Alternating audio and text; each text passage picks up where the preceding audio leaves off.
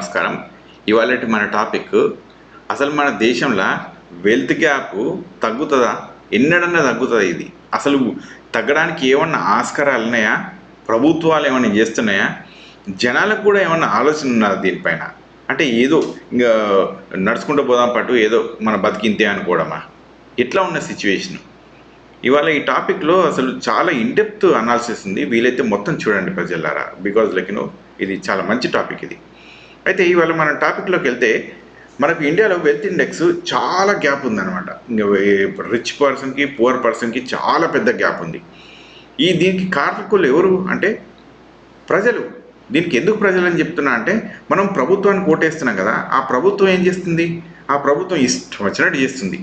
మరి దాన్ని ప్రశ్నించాలన్న ఆలోచన మనకి ఎవరికైనా ఉంటుందా అంటే ఉంటలేదు. సరే, ఎంతో కొంతమందికి ఉంటాయి, ఇక వాళ్ళ మీద కేసులు ఉంటాయి, అవన్నీ తలకాయ నొప్పులు ఉంటూనే ఉంటాయి. దాని సంగతి పక్క పెడదాం. మరి ఆపోజిషన్ ఏముందంటే వీళ్ళంతా ఒకటే స్కూల్ బ్యాచ్. ఇది నువ్వు కాంగ్రెసా, టీఆర్ఎస్ఆ, బీజేపీయా ఇవన్నీ పక్క పెట్టేసి వీళ్ళంతా ఒకటే టాన్ పీసులు అనమాట. ఇవన్నీ అందరూ ఒకటే దాంట్లోకి వెళ్ళి ఇదంతా సేమ్ బట్ట, రైట్? అయితే మనం ఇప్పుడు నెక్స్ట్ స్టెప్కి వెళ్తే, ఇప్పుడు నేను మీకు ఒకటి చూపిస్తాను చూడండి ప్రజలారా. మన వెల్త్ ఇండెక్స్ తగ్గకపోవడానికి కారణం ఏంటంటే చూడండి, గత 5 ఏళ్లల్లో ఆల్మోస్ట్ 9.9 లక్షల కోట్లు. అంటే ఎంతో తెలుసా? 10 లక్షల కోట్లు. అంటే సంవత్సరానికి యావరేజ్గా ఎంత అన్నట్టు 2 లక్షల కోట్లు. 2 లక్షల కోట్లు. ఓ జీవితం, ఇంత డబ్బా! ఇక ఫ్రీ బీస్ అని చెప్పి మొత్తుకుంటారు. ఇంకా వాళ్ళు ఫ్రీ బీస్ అని మొత్తుకుంటారు. ఎవరికి ఫ్రీ బీస్ పోతున్నాయి ఇందులో అంటే, మన 2 లక్షల కోట్లల్లా ఓ సగం పువర్ పీపుల్కి వెళ్తుంది అనుకుందాము, రుణమాఫీలో అట్లా ఇట్లా రైతులదో అదో ఇదో అనుకుందాము.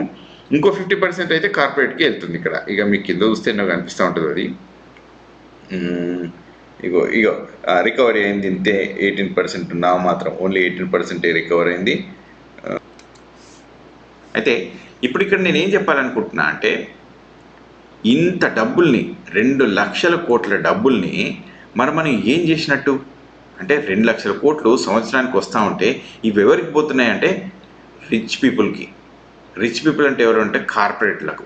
మరి కార్పొరేట్లు ఏం చేస్తుండ్రు అంటే, ఇక మనం ఈ స్టోరీ కూడా చూద్దాం. ఈ కార్పొరేట్లలో ఈ స్టోరీ చూస్తే అసలు పరేషాన్ అవుతారు ప్రజలారా. Look at this people.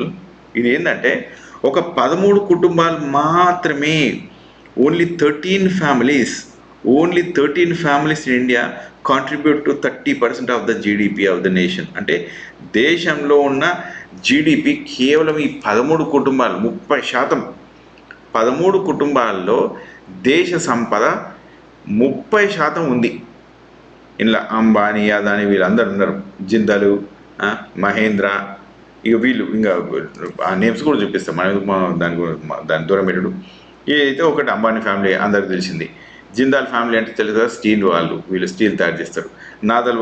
Nadar గారేమో ఆయన హెచ్సిఎల్ టెక్నాలజీ. ఇంకా మహేంద్ర, మనందరికీ ఆనంద మహేంద్ర గారి గురించి తెలిసిందే. దానిపై నుంచి ఏషియన్ పెయింట్స్ చూడండి, ఇక ట్యూబ్ ఇన్వెస్ట్మెంట్స్, విప్రో, మన ప్రేమ్జీ గారు, ఇట్లా వీళ్ళు ఉన్నారా. వీళ్ళు ఇక్కడ అయిపోలేదు. ఇది సెకండ్ జనరేషన్. ఇదంతా సెకండ్ జనరేషన్ అనమాట. ఫస్ట్ జనరేషన్కి వచ్చేసరికి లేవు. అదాని గారు ఉంటారు ఇక్కడ పూనావాలా ఉంటాడు. తర్వాత మన దివి ల్యాబ్స్ ఉంది కదా హైదరాబాద్లో, ఇక వీళ్ళు ఉంటారు.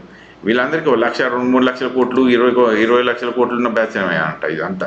అంటే నేను ఏం చెప్పాలనుకుంటున్నా అంటే, సరే వాళ్ళకి ఇచ్చుకుంటే వాళ్ళ సంపాదన సంపాదించుకొనియండి, వాళ్ళ పెంపకం ఏదో చేసుకుంటారు బిజినెస్లో, అవి చేసుకొనియండి, నథింగ్ రాంగ్ విత్ దాట్. కానీ గవర్నమెంట్ నుంచి ఇన్సెంటివ్స్ తీసుకుంటారు కదా, రైట్ ఆఫ్లు, మెజారిటీ ఆఫ్ ద ఫండ్స్ ఈ కార్పొరేట్ కంపెనీలకే వెళ్తాయి. వాళ్ళకే రైట్ ఆఫ్లు అవుతాయి. వాళ్ళకే ట్యాక్సులు తక్కువ, వాళ్ళకు రైట్ ఆఫ్ అవుతూ ఉంటుంది. మరి ఇవన్నీ అవుతున్నప్పుడు మన పేదవాళ్ళకి ఏం దొరుకుతుంది అంటే, ఇక మిడిల్ క్లాస్ అనేది రోజంతా నశించి కిందికి పడిపోతుంది. ప్రజలారా, middle class is suffering so bad. దయచేసి మిడిల్ క్లాస్ జనాలారా ఆలోచించండి. మరి ఈ డైరెక్షన్ మనం కరెక్ట్ డైరెక్షన్లో వెళ్తున్నామా, వెళ్తలేమా, దీనికి ఏం చేస్తే సరి చేస్తామా అనేది ఒకసారి మీరు అందరూ ఆలోచించుకోవాలి. ఇప్పుడు ఒకటి చూపిస్తాను చూడండి. ఇది తప్ప కరెక్ట్ అని నేనేం చెప్పాను, కానీ ఒకసారి ఆలోచించండి దీనిపైన కూడా. ఇప్పుడు ఇంకొకటి ఇక్కడ కిందికి వచ్చి చూస్తే ఇక్కడ చూడండి, కాగ్నిజెంట్. ఓకే, కాగ్నిజెంట్ అంటే ఒక ఐటీ కంపెనీ. వీళ్ళు ఏం చేస్తారంటే ఒక ప్యాకేజ్ అనమాట. కొత్తగా స్టూడెంట్స్కి, వీళ్ళంతా కొత్త స్టూడెంట్స్కి, మొన్న జస్ట్ 2024లో పాస్ అయిన స్టూడెంట్స్ ఉంటారు కదా, ఐటీ పిల్లలు అంటే ఇంజనీరింగ్ పిల్లలు, వీళ్ళకు ఒక 2.5 లక్షల ప్యాకేజ్ తోటి కొత్తగా ఒక జాబ్స్ ఇస్తున్నారు. మ్యాక్సిమం అంటే ఎక్కువ నెంబర్ ఆఫ్ జాబ్స్ ఇస్తున్నారు వీళ్ళు. దీనికి డెడ్ లైన్ August 14th అని పెట్టిండ్రు. అయితే దాన్ని ఇవాళ హైదరాబాద్లో ఇప్పుడు మన ముఖ్యమంత్రి రేవంత్ రెడ్డి గారు ఈ క్యాంపస్ని ఓపెన్ చేస్తారు. ఇది ఎంత పెద్దగా ఉందంటే ఒక 10 లక్షలు, ఓకే, 10 లక్షల స్క్వేర్ ఫుట్ తోటి కన్స్ట్రక్షన్, అంటే చాలా పెద్ద బిల్డింగ్ అనమాట ఇది. Okay, one of the very big buildings. Okay, so అయితే ఇప్పుడు నేను ఏం చెప్పాలనుకుంటున్నా అంటే 10 లక్షల స్క్వేర్ ఫుట్ తోటి కడుతుండ్రు ఈ బిల్డింగ్ని, కట్టినరు ఆల్రెడీ, ఇవాళ ఓపెన్ చేస్తుండ్రు. దీంట్లో 15,000 మంది ఉద్యోగస్తులు ఇవాళ జాయిన్ అవుతున్న వాళ్ళు. అంటే 15,000 మంది ఎన్నిటికి? 10 లక్షలకు. అంటే ఒక్కొక్కరికి 100 స్క్వేర్ ఫుట్. అంటే అంతమందికి మరి ఒక్కొక్కరికి 100 స్క్వేర్ ఫుట్, మరి చాలా ఎక్కువ ప్లేస్ కదా. 100 స్క్వేర్ ఫుట్ ఎన్ని ఒక క్యాబిన్లో ఈడికెళ్ళి చూస్తూ ఉంటే ఒక టేబుల్ తర్వాత ఇంకోటి చూస్తూ ఉంటాం మనం. ఓకే, కరెక్ట్గా చెప్పాలంటే ఒక్కొక్కరికి 4 నుంచి 5 ఫీట్ల కంటే ఎక్కువ పట్టదు, అంతే ఉంటుంది. అట్లాంటిది ఇవాళ 10 లక్షలు తీసుకున్నారు స్క్వేర్ ఫుట్ల ప్రకారం. అంటే గవర్నమెంట్ ఎంతో ఇన్సెంటివ్ ఇచ్చిందనమాట వీళ్ళకు. గవర్నమెంట్ ఎంతో ఇన్సెంటివ్ ఇస్తే కానీ వీళ్ళు 10:1 రేషియోలో ఉద్యోగాలు ఇచ్చిండ్రు. 10:1 రేషియోలో ఉద్యోగాలు ఇస్తే నేను ఒకటి అడుగుదాం అనుకుంటున్నా ప్రజలారా, 10:1 రేషియో అంటే 10 ఏళ్ళు ఈ బిజినెస్ నడిస్తే కానీ మన గవర్నమెంట్కు ఎంతైతే ఇచ్చినామో, గవర్నమెంట్ నుంచి ల్యాండ్ ట్యాక్స్లు ఇవి అవి అన్నీ చాలా చాలా గవర్నమెంట్ నుంచి వీళ్ళందరూ తీసుకుంటారు. సంతోషమే, సరే, బిజినెస్లు పెడితే నేను తప్పని చెప్పాను, అంత ఓవర్ నైట్ రావాలని కూడా నేనేం చెప్పాను నేను. కానీ ఎట్ ద సేమ్ టైం మరి వీళ్ళ 10 years ఆఫ్ బిజినెస్ నడిస్తే కానీ ఆ ప్లేస్లో that won't be fully occupied. అది ఫుల్లీ ఆక్యుపై కావాలంటే 10 సంవత్సరాలు నడవాలి అక్కడ కాగ్నిసెంట్. అంటే సంవత్సరానికి 20,000 ఉద్యోగాలు ఇస్తే వీళ్ళు ఎంతమంది కావాలి? 20 ఏళ్ళల్లో 10 ఏళ్ళల్లో అంటే 2 లక్షల ఉద్యోగస్తులు చేయవచ్చు. ఇక్కడ 10 లక్షల స్క్వేర్ ఫీట్లో 2 లక్షల ఉద్యోగాలు చేయవచ్చు. సరే, మనం 2 లక్షలు కాకుండా వాళ్ళ అంచనా ప్రకారం అటు ఇటు కాకుండా 1 లక్ష మందికి అయితే ఉద్యోగాలు ఇవ్వగలగాలి. మరి 1,00,000 ఉద్యోగాలు హైదరాబాద్లో క్రియేట్ అయితే అంటే సరే అయితే సంతోషం, కాకుంటే మాత్రం అంత పెద్ద ఇన్సెంటివ్స్ ఇవ్వాల్సిన అవసరం లేదు. నేనేం చెప్తున్నా అంటే దీనికి గవర్నమెంట్ సపోర్ట్ చేయండి, ప్రైవేట్ కంపెనీస్కి సపోర్ట్ చేయాలి, ప్రోగ్రెసివ్గానే ఉండాలి ఎవరైనా. నేను మొత్తం సోషలిజం ఏం మాట్లాడట్లేదు. కానీ ఒకటి ఏమంటున్నానంటే ఎవ్రీ ఇయర్ వాళ్ళు ఎట్లయితే పెంచుకుంటూ పోతారో అట్లా వాళ్ళకు ట్యాక్స్ కట్స్ కానీ లేక రిబేట్స్ కానీ ఇవ్వడం చేస్తూ ఉండాలి.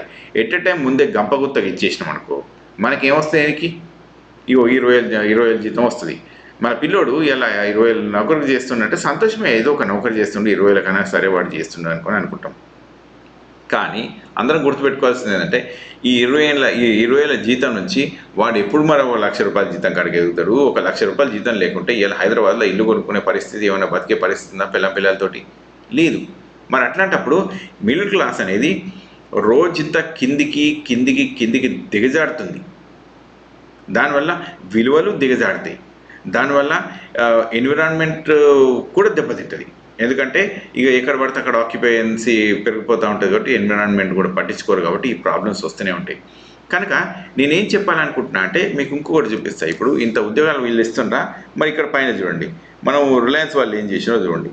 రిలయన్స్ వాళ్ళు ఈ మొన్న ఒక 4 రోజుల క్రితం స్టోరీ అనమాట. ఇక్కడ 40,000 మంది ఉద్యోగస్తులను తీసేసారు. రిలయన్స్లో 4 లక్షల ఉద్యోగస్తులు ఉంటే ఆల్మోస్ట్ 10% ఎగిరిపోయింది. 10% ఎగిరిపోయింది. అంటే it's a big chunk cut. అంటే ఇంత పెద్ద అంటే ఉద్యోగాల్ని కట్ చేయడం అంటే కంపెనీలో డెఫినెట్గా ఏదో ఒకటి జరుగుతుందన్నట్టే. It is not going good in the good direction or businesses are failure. అక్కడ బిజినెస్లు ఫెయిల్యూర్ అవుతున్నాయి అన్నమాట. ఓకే, సో అంటే నేనేం చెప్పాలనుకుంటున్నా అంటే ప్రజలారా, ఒక కంపెనీని మనం ఇన్వెస్ట్ చేయండి అని చెప్పి మనం రిక్వెస్ట్ చేస్తే ఆ కంపెనీ మనకు వస్తుంది, మన దగ్గర ఇన్వెస్ట్ చేస్తుండ్రు అన్నప్పుడు మనము స్టెప్ వైజ్ పద్ధతులలో వెళ్ళి దాన్ని స్టెప్ వైజ్ పద్ధతులలో వాళ్ళకు లాభము ప్రజలకు లాభం జరగాలి. లేదనుకో ఇన్కమ్ ఇన్ఈక్వాలిటీస్ బాగా పెరిగిపోయి మనం బాగా దెబ్బతింటాం దీంట్లో. ఇప్పటికే ఇన్కమ్ ఇన్ఈక్వాలిటీస్ ఎంత పెరిగిపోయినాయంటే ఆకాశం అంత పెరిగిపోయినాయి. ఇంకా దీన్ని పెంచాల్సిన అవసరం లేదనేది నా సిన్సియర్ రిక్వెస్ట్. నేను ముఖ్యమంత్రి రేవంత్ రెడ్డి గారికి కానీ ప్రజలకు కూడా ఇదే కోరుకుంటున్నా. మీకు ఈ వీడియో కనుక నచ్చితే ఇప్పటిదాకా నేను ఎవరిని షేర్ చేయండి, సబ్స్క్రైబ్ చేయండి నేను ఎప్పుడు చెప్పను, కానీ మీకు వీలైనంత మట్టుకు ఫ్రెండ్స్కి చెప్పండి. మనము వెల్త్ ఇండెక్స్ కనుక మనం చూసుకుంటే ఇన్ఈక్వాలిటీ బాగా ఎక్కువ ఉంది, దాన్ని తగ్గిద్దాము. తగ్గించడానికి గవర్నమెంట్ కొన్ని సంస్కరణలు తీసుకురావాలి. అంతేగాని గంపగుత్తగా ఏ ప్రైవేట్ కంపెనీకి ఇచ్చినా వాళ్ళు 10 ఏళ్ళ లాభం తర్వాతే కానీ మనకేమైనా లాభాలు తీసుకొస్తారు అని అనే అవకాశాలని లేకుంటే కనిపించట్లేదు. ఓకే, వెల్ దీంతో ఈ వీడియో ఆపేస్తాను నేను. మళ్ళీ నెక్స్ట్ వీడియోలో మళ్ళీ కలుద్దాం. ఏమన్నా మీకు క్వశ్చన్స్ ఉంటే దీని కింద పెట్టండి, ఏం కమెంట్స్ ఉన్నా పెట్టండి. I appreciate that. Thank you.